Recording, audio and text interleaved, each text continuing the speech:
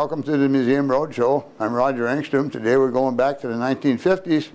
We're going to visit with Ruby Kiihn, and she's going to tell us about her experiences of growing up along Richwood Road, Guards Corner, north of Floyd Lake.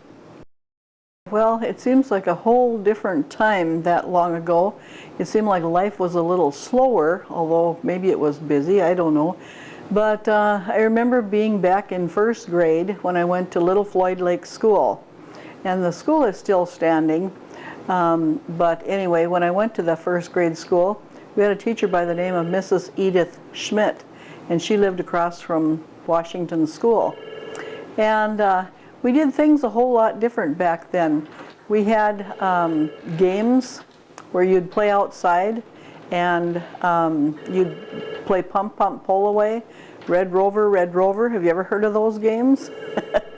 And we didn't have a lot of things to play with, and we had ropes, those plain white ropes that you can buy nowadays. And we played in the basement quite a lot, especially in the winter time. And what we'd do is put those ropes around our waist, and I guess we'd be the horse, and the other person would be like, giddy up, and we'd run around and around and around in circles around the posts in the basement. And we all had chores. Everybody had chores. You had to dust the erasers. You had to wipe the boards off. You had to take in the flag, put out the flag, go get water. We didn't have running water.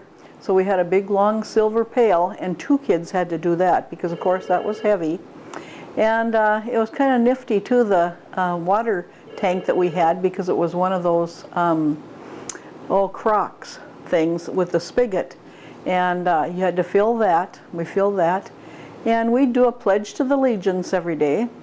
And then we sat in rows and we would say a prayer. Some different student would say a different, a prayer every day before lunch. And then, of course, we never had a lunch. You brought your lunch from home, and we had a little hot plate. And if you brought, I remember bringing chicken noodle soup. That was one of my favorite things. And we'd have it in a glass pint jar.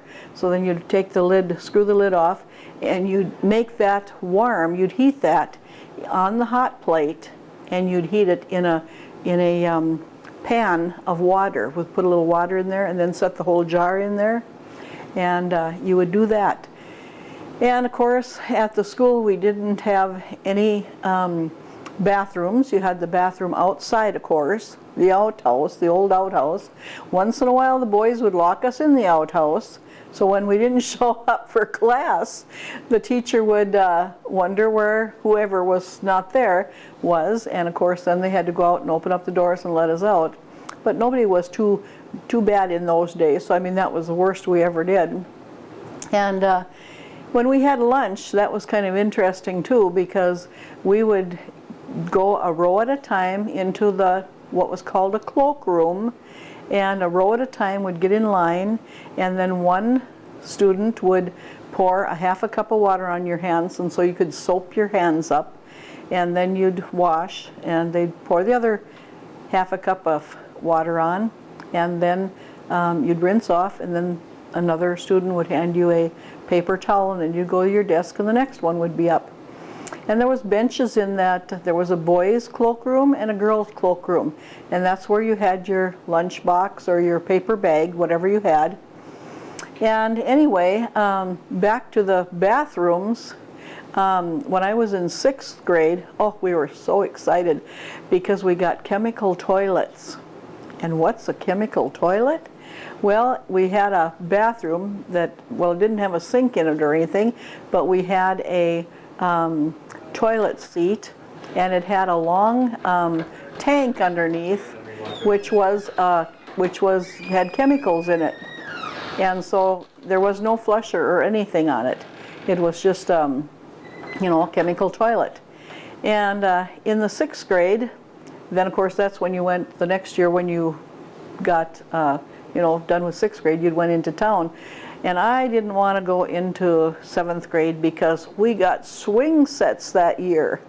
And we never had anything so fantastic before. We got swing sets and slides and teeter-totters, and this was wonderful. You know, we got that in 6th grade, but otherwise we just had the ropes and we played games, and we played goose, gray duck or something, and run around the pie-shaped thing, and made snowmen and snow forts and all kinds of things. But anyway, that was fun years. And we also, everybody respected the teacher in those days. And she would call, there was, I think, about 28 or 30 kids in the whole classroom, and it was a one-room school, and that included 6 grades, 1st, 2nd, 3rd, 4th, 5th, 6th.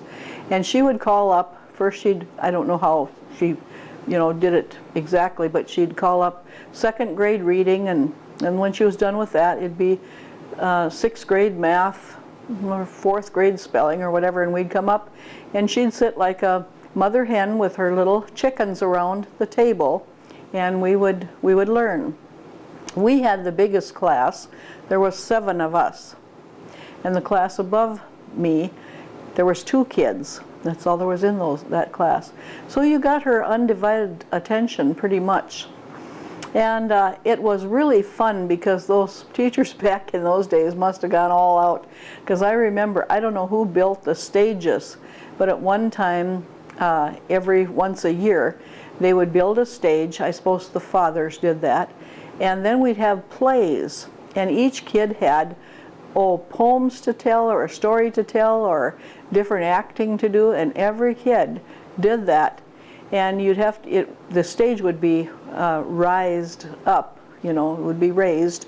And then we even had a curtain, which was, of course, a sheet with a metal piece of wire strung through it. And then we'd pull the curtain and everybody'd clap, and it was wonderful. So that was 1st grade. And I went through my whole 6 years at the little Floyd Lake school, which is still a building out where it was originally out there. And it was a different time. And then in the winter time, we would some things that when I went to school, then we would have to wear long underwear. That was a bummer. I never liked the long underwear in the winter. And during the week, the girls had to wear long brown stockings, and we had garter belts. People wouldn't even know what some of these things are nowadays. And then on Sunday, when we went to church, we got to wear long white stockings, held up with this garter belt, and they'd always be all twisted and screwed up. And then in the summertime, you know how the calves in the summertime, you let them out of the barn and they kick up their heels and stuff? Well, that's kind of what we felt like when we got to take off that long underwear from the winter and those long stockings. It kind of felt like calves kicking up our heels. Thanks for watching the Museum Roadshow. We'll be back next week with more stories that Ruby's telling us.